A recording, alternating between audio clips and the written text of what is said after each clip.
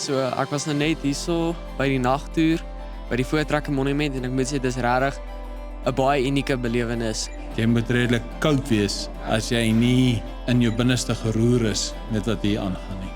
Ons was al in baie ander kulture se museums reg oor die wêreld. Hierdie is regtig wêreldklas.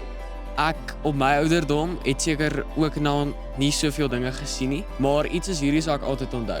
Ek seker as ek 60 jaar oud is, gaan ek vir my kinders vertel, kyk wat ek in 2026 beleef het hierso. Ek het baie geleer wat ek nie geweet het nie.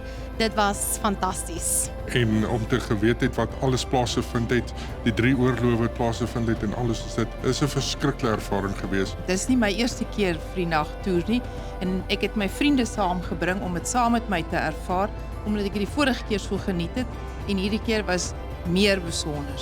En ek dink as mens kans het soos hierdie moet mense dit vat, want dit wys die vryheid van ons volk, hoe ons deur moeilike paaie gestap het en regtig net dat ons kan wees wie ons wil wees, ons net hard genoeg werk. Die Voortrekker Monument is ons kultuurtuiste en ons wil graag almal uitnooi wat dit nog nie meegemaak het nie om dit te kom doen. Dit is deur en deur die moeite werd. Ek nooi al die jong mense uit, gaan kry hulle ma, pa, ouma, oupa, enigiemand. Julle moet hierso kom.